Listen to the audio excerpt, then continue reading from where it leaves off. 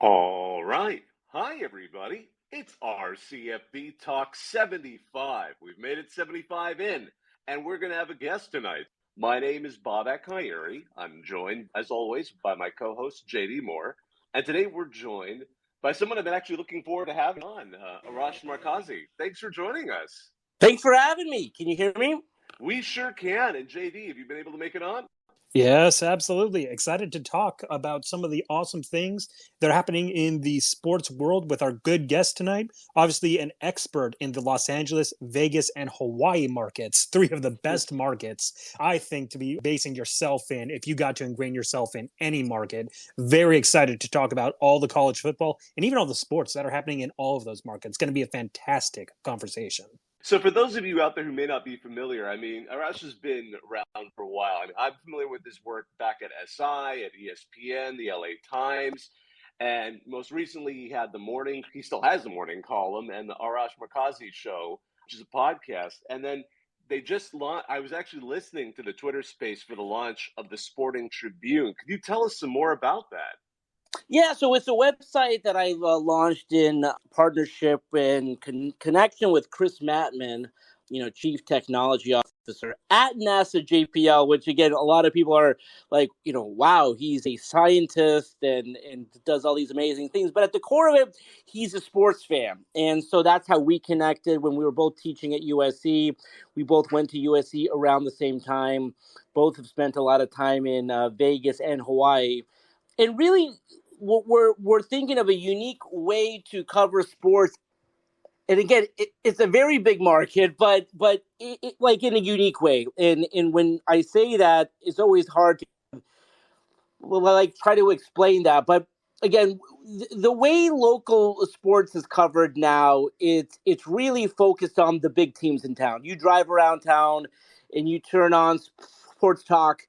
It's about the Lakers. It's about the Dodgers. And now that they're a top 5, top 10 team, it's about USC.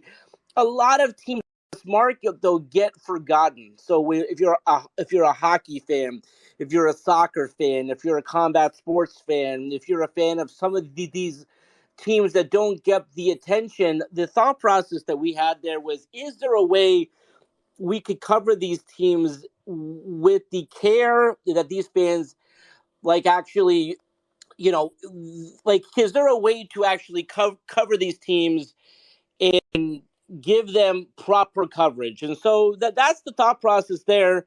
And again, we've been up for about 6 days, not a full week even. And so what I didn't appreciate when I first began the project was the number of teams in the market. Because when you say Southern California, you're talking about San Diego. You're talking about all these college teams and pros teams. And so now that hockey is beginning to start up again, we have to and we've begun the process of talking to people to cover hockey, soccer. But again, I know this is a college football podcast. I think we're all very excited in Southern California, and me specifically because I went to USC. Happy and thrilled with where USC is at right now.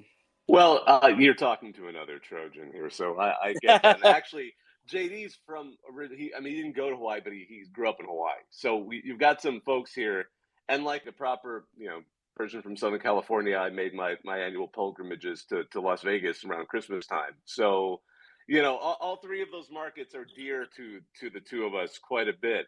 And I've noticed you guys have pulled in some interesting talent to cover some of those markets. Like you have Steve Karp over in Vegas, and you have Nick Abramo in Hawaii. So you've brought some folks with a history of coverage in those areas to expand to those markets. Yeah, I mean, that was a really big key for me, is that if we're going to cover those markets, have people cover them that have the appreciation for the history of that market. And I'll give you a perfect example. I was talking to Steve Karp yesterday, and I said, Steve, I know the idea for your column on Monday is about college football, pro football, what the football scene looks like in Las Vegas. That being said, if Vegas wins their first professional sports championship on Sunday with the Vegas Aces, we have to cover it. And I got to tell you, he did such an amazing job of really painting the picture of the significance of what that championship meant. I mean, having covered UNLV back in the day, having covered sports there for 30 years, that's what you get with a guy like Steve Karp. And with Nick, if anything happens in Hawaii, whether it's recruiting, whether it's prep sports, the World Series, things like that. So having those guys there, and I don't want to pat myself on the back, but I think if something happened in Southern California with the Dodgers or the Lakers or the Rams, like I have the history of growing up here, where like I think I can talk about that. And so what I wanted to do is get a guy in Vegas and a guy in Hawaii who could do the same thing. Arash, I'm very curious with this venture that you've got with the Sporting Tribune. We've kind of mentioned the sports that are undercovered, especially in the Los Angeles market. If you're trying to follow the Kings or the Ducks or any of these other teams that isn't necessarily the Lakers or the Dodgers or these big marquee teams, I'm very curious, what is the fan that you chase after? What's that fan profile that you're trying to write to and say, wow, this is the publication that I've been looking for? Well, the idea here is I think that fans want to, on social and just in terms of the coverage, want someone that they can relate to, want someone that they can talk to, want someone who cares about the team the same way they care about the team. I think one of the things that I've heard as a criticism for the business model, in the way that I describe it to people, is I would love to have a beat reporter that has a history with that team. And when I say that, a lot of newspapers, for example, will go out and hire a young journalist who just graduated from a college in New Jersey and have them cover the USC Trojans. And I think that they would do a fantastic job with that. When I say that I would rather have a journalist who grew up with USC and remembers the Pete Carroll time period, is that the fan base will connect with that reporter, because the reporter will come with it with mindset and the institutional knowledge of knowing this is what that fan base, like what the expectation is. So I think a lot of times we think that, listen, if you hire someone like that, they're going to be a cheerleader. I think it's the opposite. In fact, I think I'm going to have to rein back some of the reporters in terms of saying, hey, I know your expectation is a championship. That's not that realistic. So, when I hire, Blake Harris loves the Dodgers. He makes no mistake about it. You follow Blake Harris on the Dodgers, he celebrates every Dodgers win. But I think he's very hard on the team when they lose. And so like that's someone fans can connect with. They can relate to someone like that. And so I know that that's not a traditional way to view how to cover teams. But I think there's a variety of ways you can cover teams. At the end of the day, this is sports and it's supposed to be fun. And so if USC is winning, quite frankly, I like I'm not going to hide the fact that I went to USC, that I taught at USC, that I think it's good for college football. It's good for Los Angeles if USC is doing well. So if you want me to pretend like I don't care, I'm not going to do that anymore. This kind of flows into another question. We're talking about the fans that you're aiming for.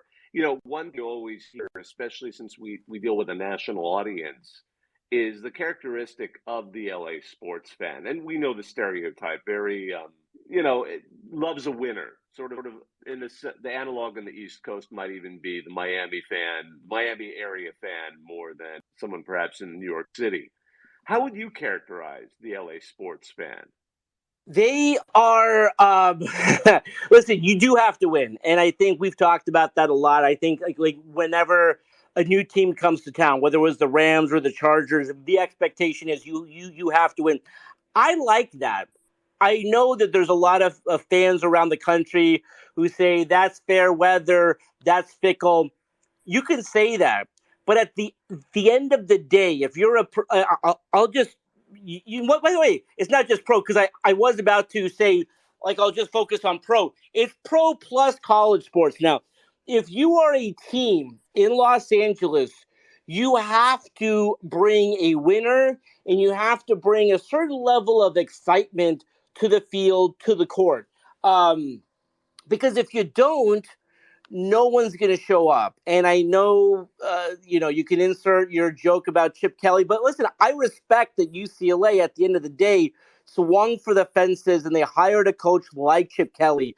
We'll see how that pans out. I think generally speaking, with UCLA, I think 100,000 seat stadium for a program like that's not realistic. And I know they're doing their best to make it as good as it could possibly be there. That will be tough. But when you look at the teams in Los Angeles, like each one has a star player. The majority of them have at least one transcendent player, someone that, when you look at one of the best players of all time or top 10 players in the country, LeBron James and Anthony Davis with the Lakers, Kawhi Leonard, Paul George with the Clippers, Mookie Betts and Freddie Freeman with the Dodgers, Mike Trout and Shohei Ohtani. You go down the list. That's because they know if you're going to draw fans in Los Angeles, you can't just roll out a product and say, hey, we're the only pro sports team in town, or hey, we're the only college team in town. You really do have to put out a good product. Arash, speaking of that good product, I'm very curious. We've mentioned how Los Angeles seems to love a winner, but with USC and UCLA headed to the Big Ten, does it matter that they're not playing any kind of regional rivals that you would normally pick up with a Cal, a Stanford? Do you think fans will get fired up about a winner if they're winning games against Northwestern, against Iowa, against Rutgers, you name it there in the Big Ten? I really don't think that matters to Los Angeles because I think if you were to go to all of those schools that you just named and you go to all those schools in the Big Ten, their largest alumni outside of that school is probably in California. And so I think with Los Angeles in particular, you go down the list, whether it's Michigan, Michigan State, Northwestern, Nebraska. I mean, Los Angeles and Southern California in particular, like if it's not number one, it's certainly like in the top five. And what you've seen with the pro teams in town, and I know that the home teams don't like to hear this. If you're going to make one road trip, if you're going to say, hey, listen, we're going to make one road trip this season, you're going to come to Los Angeles. And so I never worry about that being a problem. I do worry about what the travel is going to be like for those two schools. And not just for football, because, like, again, they travel first class, they travel planes. What that's like for, softball, gymnastics, soccer, things like that. We know the benefit of USC heading over to the Big Ten. It was a surprise, but it wasn't a shocker. I think what took most general fans by surprise was UCLA going along, mostly because I think, especially as we've been coached with why conferences expand the way they do now, is they're trying to spread their market value to a variety of markets. Even when the Pac-10 went to the Pac-12, they were talking about the value of Salt Lake City, the value of Denver, when they were looking at those teams joining and in addition to the other reasons. But with UCLA, they doubled down on Los Angeles. And actually, before I get to the next question, what do you think led to that decision specifically to take those two teams? They needed two. I mean, at the very least, and I think that they probably need more, at least for travel purposes. If you remember when the Dodgers moved from Brooklyn to Los Angeles, the the Giants of New York moved out with them. You really need two. You really need to connect those teams. That rivalry had to stay intact. So whether it was stayed in the Pac-12 or now moved to the Big Ten, they were a tandem. They were a package deal. Good for UCLA because I don't know if that would have happened on its own. But for travel purposes and for a lot of reasons, UCLA was a part of that deal. I was very fascinated how that played out because obviously it was a public school plus a private school. A private school can kind of do what they want. A public school, not so much. But you needed to really connect those schools. Those two schools had to be in connection some way, somehow. They are rivals, but when it comes to sports, across the board, football, hoops, you go down the list, they needed to be connected. There's definitely a benefit to UCLA because they were, the travails of their athletic department and the budget and trying to make ends meet will certainly be buttressed by having the Big Ten money come in, especially if the numbers are high as everyone expects them to be. But I think, did they bring enough benefit to the Big Ten? Because it's like the opposite side of it. The Big Ten certainly benefits UCLA, but how much of a benefit will UCLA bring to the Big Ten? Is it the name? Is it, basketball is important. We know that. But football is the biggest breadwinner of them all. But is UCLA is because if you've been, I've been around the world. You go to an H&M in some random European country and you'll see a UCLA shirt. So, is that what they were looking for? I'm just trying to see what Listen, Big Ten was thinking. If you just talk about hoops, for example, John Wooden and the history that they have, there's value in that, in Pauley Pavilion and hoops. Okay, so there's that. The football team, I don't want to call it a sleeping giant because we've called it a sleeping giant forever, but it is in Los Angeles. And for goodness sake, the kids who don't go to USC should go to UCLA. That should be, and it has been, by the way, guys. This is, I just think that the crowds are painting such a bad picture. They haven't lost the game. These games haven't been good. The opponents haven't been good. They are 3-0, but they do have the potential of being a decent to / good football team. And then now, so you move past football, and if you could listen, they're not going to move into a 25,000 seat soccer style stadium. I know Troy Aikman tweeted that out. That's not happening, but then you go across the board in terms of gymnastics and softball and baseball, and they are one of the best collegiate programs of all time. So there is value there.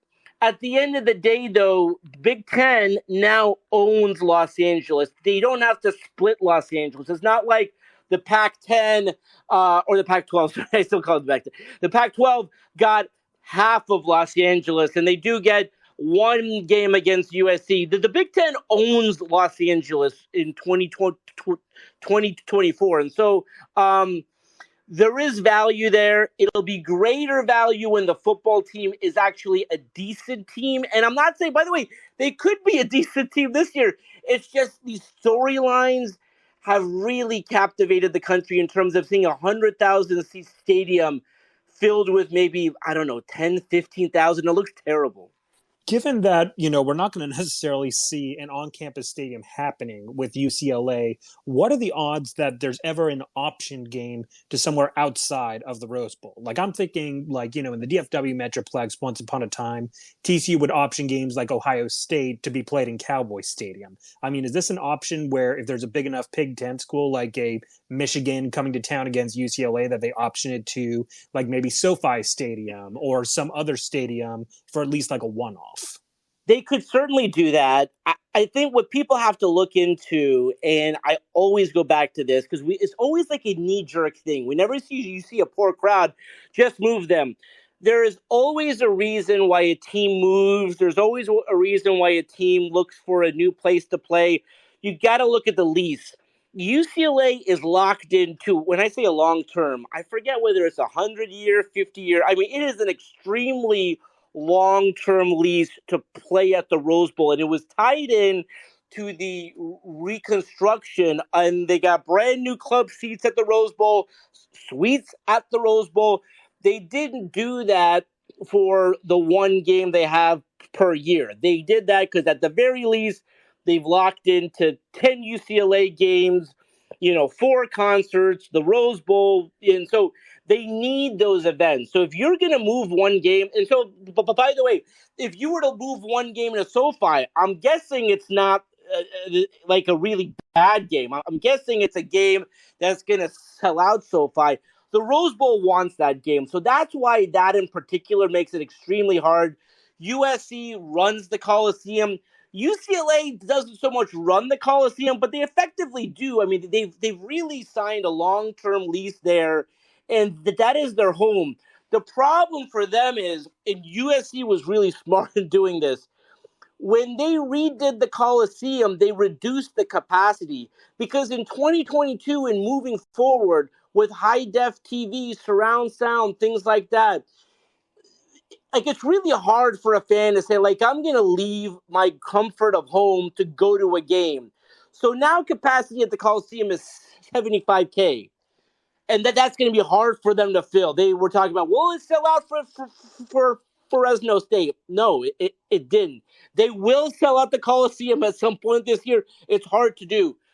With the Rose Bowl, it's still almost 100,000 because of that one game per year, and so like I would love for them to play a home game per year, like at SoFi. That will be hard to do. You know, while we're on the topic of home stadiums, I do want to also make sure that, you know, we talk about some of the other markets that you do cover, Hawaii being one of them. And I know that the Hawaii Rainbow Warriors right now are in a bit of a predicament with their stadium. What's the latest that we need to know about the Aloha Stadium situation and what's happening with Hawaii and their home stadium right now? So Aloha Stadium, I mean, that's so unique because I mean they did get it approved where they will be beginning construction at some point in the not too distant future in terms of a brand new stadium. Thankfully for them, it's going to be a reduced capacity stadium. Where they're playing right now is kind of one of those, you know, what they're talking about for UCLA, where it's very reduced capacity. But the new Aloha Stadium has a proposed capacity of 35,000. 35,000 is perfect for Hawaii football, right? And I mean, so again, that was another situation with Aloha Stadium where that capacity was 75K for the Pro Bowl. And again, it was one game per year that they were happy to get. Now moving forward, it'll be reduced capacity. So that should be done by, again, they're saying 2023. I'm thinking more along the lines of 2024. But the beauty of Hawaii football for me, certainly if you're like in New York. When I lived in New York, it was my favorite team because, I mean, I don't sleep. I go to bed late. So to have that game kick off at midnight and the sun was still out in Honolulu, I love those games. You know, this begs a transition to San Diego State because they just opened Snapdragon Stadium, which is 35,000. Is that sort of, I mean, obviously that first game was super hot, and it was unusual for them because they played in the afternoon as well. I think it was the hottest game ever at San Diego State. But casting aside those hiccups, does that seem like an ideal venue for, you know, the major college football team, and we know you exist, San Diego Toreros, but the major college football team in a major city? 100%. I think 35. So what that does, it enables you to do two things. It enables you to sell out the stadium on a consistent basis. That's a really big key. So don't think about the one bowl game a year. Don't think about the one non-conference opponent you might get. This is a building that will be a centerpiece of your city for 365 days a year. So what are the other events that you could potentially have? What are the other teams you could possibly get to play there?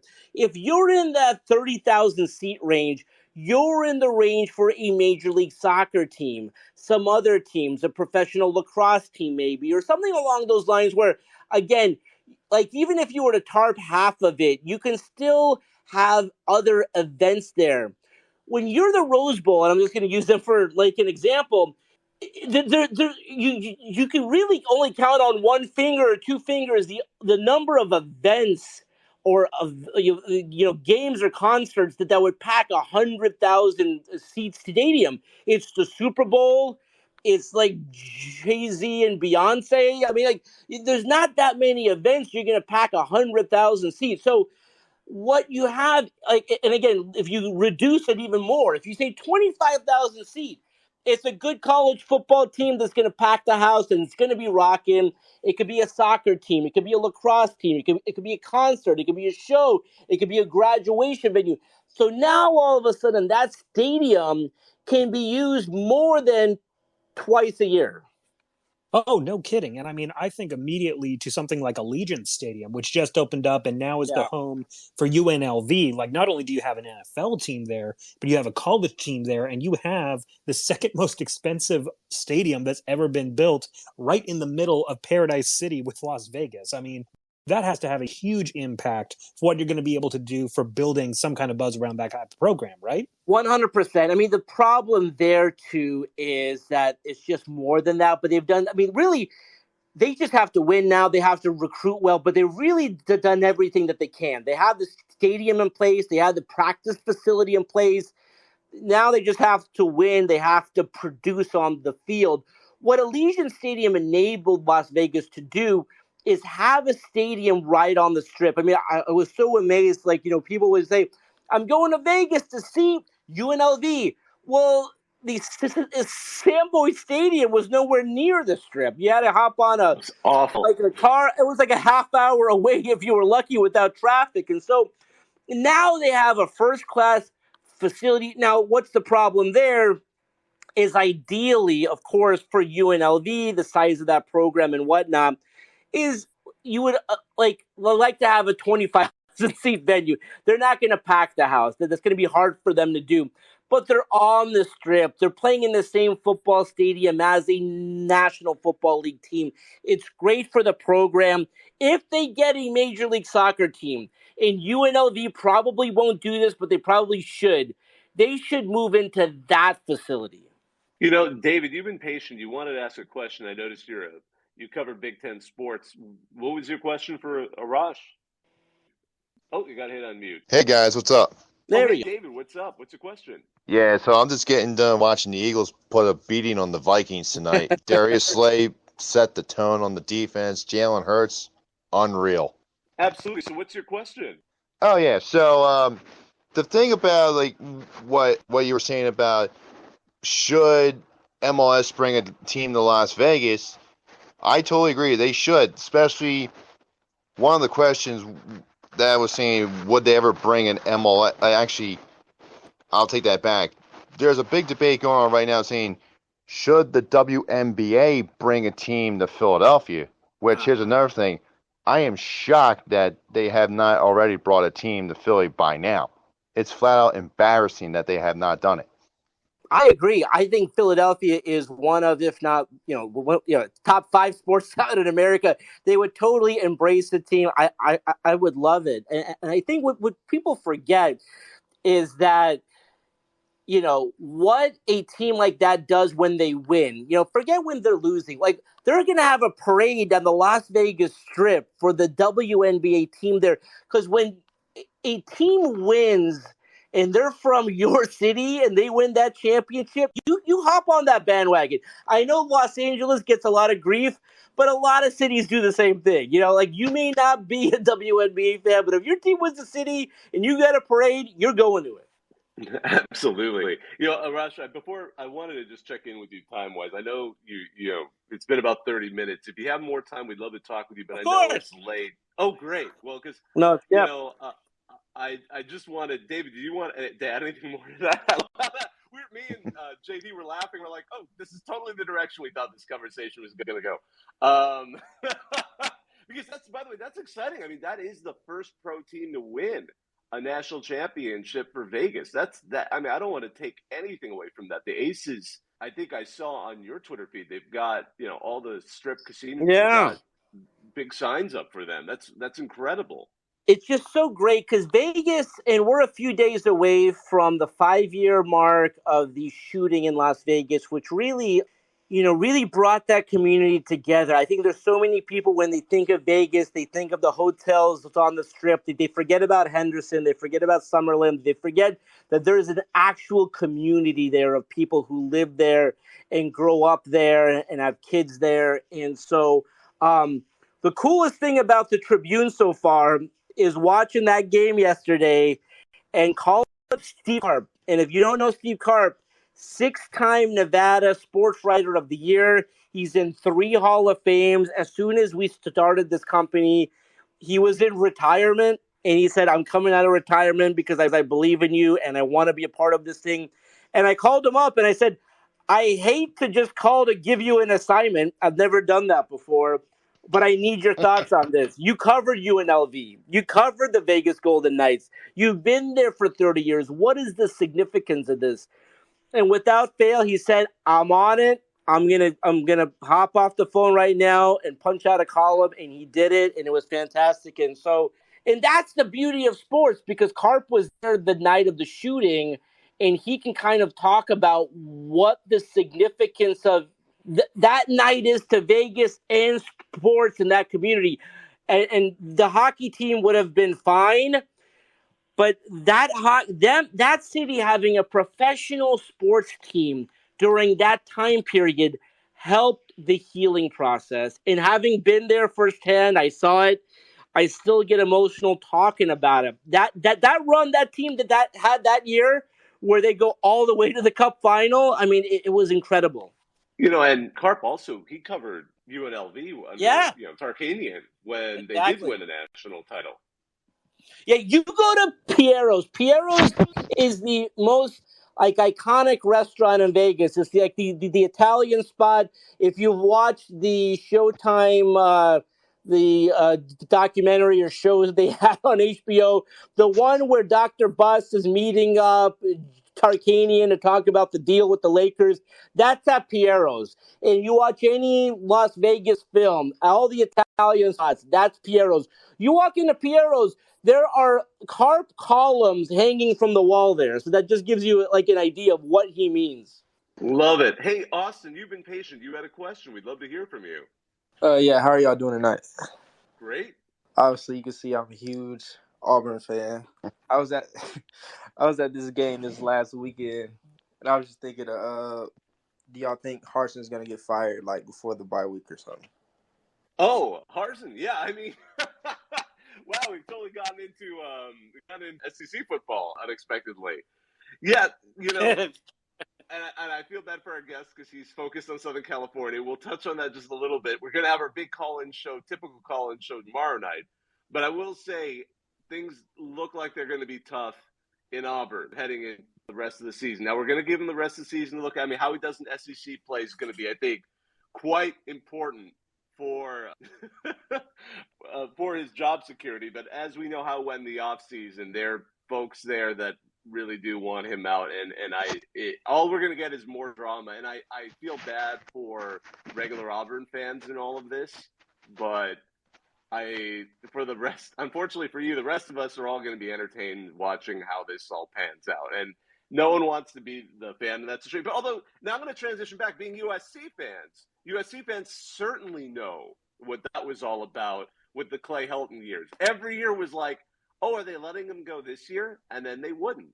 And they would keep going, and then they wouldn't. And then, as we know, the humor of it was last year he was the first head coach fired, and this year he was the person who caused the first head coach to be fired when he took Georgia Southern in. And of course, he lost the game right afterwards. So, Georgia Southern fans, he could be meant for you. He could be a perfect fit, but, that's just how the cookie crumbles. But yeah, Arash, I want to kind of take us over there too. Why do you think it took USC so long to make that change? It was so amazing because I was always, I could never believe the number of people who said he's a good guy. And I said, I'm not saying if he's a good guy or not a good guy. By the way, when I taught at USC, Clay Helton spoke to my classes, and I said, I can separate him being a good man from him being a good coach, or by the way, a good enough coach for USC. And there's a big difference there, right? There's a big difference in saying he's a good man, he is a good man. He's a good coach. Okay, maybe, maybe not. Is he a good enough coach for USC? No. I mean, I never felt that. We had made the bar so low by the time Clay Helton took over for the second time. And again, people have to remember, speaking of Las Vegas, the first time Clay Helton was the coach of USC was after Lane Kiffin gets fired. Coach O takes over. Coach O didn't get the full-time job. They went to Sark. Coach O's like, I'm not staying for the Vegas Bulls. Clay Helton stayed on to coach that team. And then Helton stays on for Sark. We know what happened there with Sark. So then Helton got back. And then it was really to the point where, is this guy going to lie? Is this guy going to drink? Is this guy going to do, and it's like, no, but you shouldn't do that. That's an incredibly low bar. He's a good man. He's not going to drink on the job. He's not going to lie about who he voted in the polls or little things like that. No, but that shouldn't even come up. So it was amazing that, it's two things. Not only the fact that he kept his job, but that he got the contract extension that he did. I will never understand that. Lynn Swann, to my dying day, I'll never get. I mean, he was a terrible athletic director, but how he gave Clay Helton a kind of contract They made it almost impossible for you to let go of a guy like that. And by the way, by the time that they finally had to let Helton go, there was no one in the stands. I was at that Stanford game where they're getting blown out, and it's like they cannot continue like this.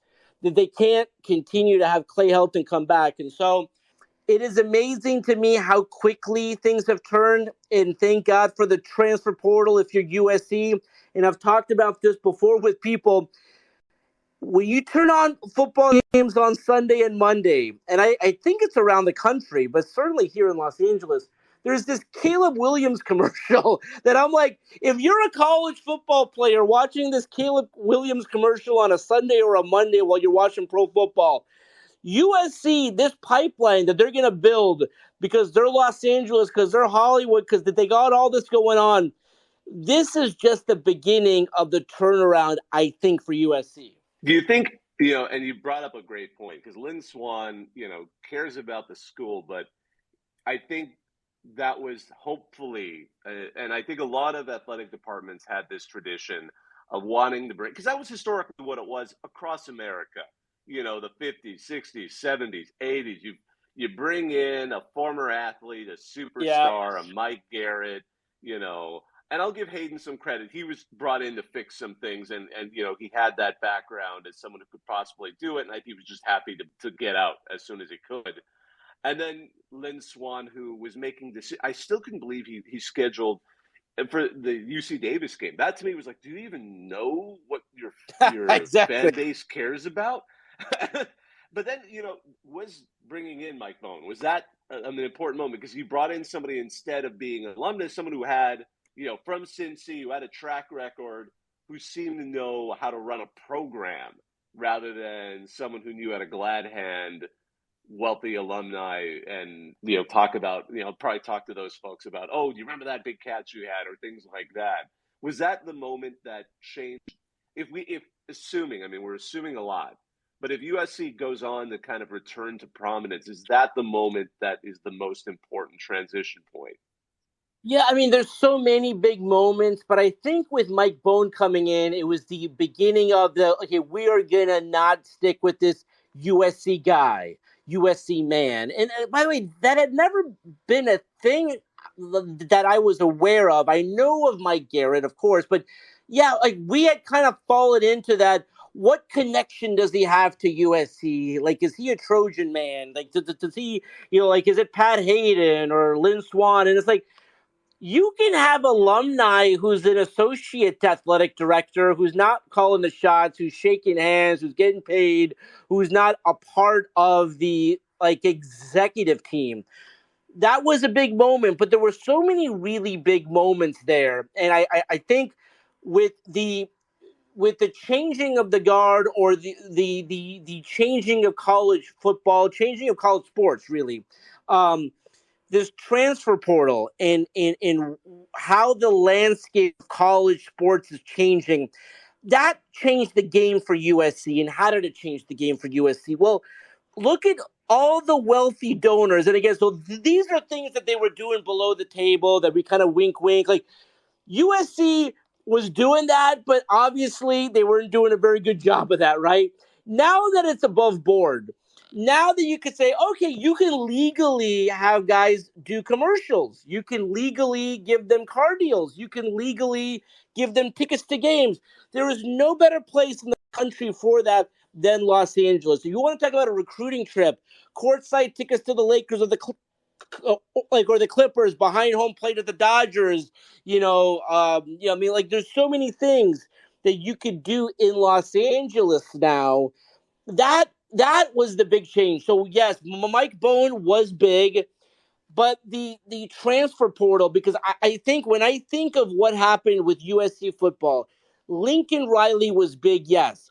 But if Caleb Williams goes on to have the season that it looks like he will have, and if he accepts the Heisman Trophy, in New York, it's really that combo. It's not just Lincoln Riley. It's the Lincoln Riley, Caleb Williams combo that will change the course of USC. That makes me want to ask a question. What was the bigger surprise? Lincoln Riley being hired out of, seemingly nowhere, or the, even more abrupt announcement that USC is joining the Big Ten? I think it was, well, to be honest, both were crazy. Both were really crazy because you have to remember the Lincoln Riley thing came the day after they lose to BYU. And I was at that game in the Coliseum, and there was more blue in that crowd than Cardinal and gold. So it was an embarrassing performance. And at that point, you're just thinking, like, who's going to want to come to this? Who's going to want to turn this crap around? I mean, this is like a joke. And Lincoln Riley at the time wasn't thought about coming to USC, obviously. So when I think if it was in Bruce Feldman, it was someone tweeted it out first that this is being talked about. And when a reporter like that, and I love Bruce, when he tweets that out, you know that, okay, things are happening. Like, he's not just putting that out there. That was shocking. They were both shocking. But the Lincoln Riley one, what the significance of that meant was massive. I'll never forget. I said I was here as a student when Pete Carroll took over this team following Paul Hackett. They go 6-6 that first year, no transfer portal. The very following year, Carson Palmer wins the Heisman. They're the number 2, 3, 4 team in the country. Oh, I remember that. My time at USC corresponded perfectly with the firing of John Robinson and the entirety of the Paul Hackett years. So, I joke maybe one day we'll have Petros on here and we'll just commiserate. He led the team that I had to watch on the field in those seasons. But one thing I want to throw in on top of that, the other night watching that, what was it, Iowa Nevada game past like 1:30 in the morning, got me thinking, okay, this is what everybody here in Big Ten country is waiting when USC and UCLA comes over. So I'm like, okay, well, I can get used to this. I can get used to Penn State going out on the West Coast and playing SC or UCLA at 1 o'clock in the morning. That's fine. David, I just have to say, I don't think, and maybe I might be off on this, Arash, you can tell me, but I don't think there's ever been a lightning delay in LA. But there was that game in Seattle for Washington that had a lightning delay, and I think it kicked off at some just unreal time, like 2 or 3 in the morning Central Time, which is where I'm at. I remember it was so desperate. We at RCFB on this Twitter account, we actually had one of their backup quarterbacks send us a DM to ask us, "Do you know when we're starting?" Because they had no idea in the locker room. But so West Coast game. Forgot that one. But another thing I'm really looking forward to is when USC and UCLA come east, they come to play like Michigan, Ohio State, or even Penn State in mid-November when they're freezing their asses off. Exactly. Are you going to be going with the game? I mean, if you come up here to Minnesota, you got to tell me, man. We'll hang out. We'll make it. For sure. Things. By the way, that's what I'm most excited about. All these new road trips. I mean, no knock on the Pac-12, of course. I mean, some of the best towns in the country, but really excited to work in a lot of these other towns too. Whether it's in Minneapolis or Iowa or Nebraska or wherever. Arash, I know we've kept you a long time, so I want to go ahead and wrap this up, but could you tell our audience where to find you, where to find your work, as well as this great new website you've launched? Yeah, so thesportingtribune.com, covering Southern California, Las Vegas, and Hawaii. Just got that going a week ago, and so very excited about that. Hope you guys check that out. Got my show on. By the way, the reason that we kind of focus on there, my talk show is on the mightier 1090 in Southern California, the Fan in Las Vegas, and in Hawaii. So that goes hand in hand there. But thrilled to be on with you guys. Did not know a Persian man was behind this incredible Twitter account. Very proud of you. So thank you so much for having me on. Yeah, thank you. And thanks to all of you who joined us tonight. It was great talking with Arash. It was great talking with all of you. And we even hit a couple of unexpected topics. I mean, maybe Philly will get an MLS team. That would be kind of neat. And WNBA. And will Brian Harrison stay on? That's going to be an ongoing topic. On behalf of all of us, on behalf of myself, Bob Ekayeri, on behalf of JD Moore, thank you all out there for joining us tonight. We hope you all have a great evening. Now, I'm going to hang up. and listen.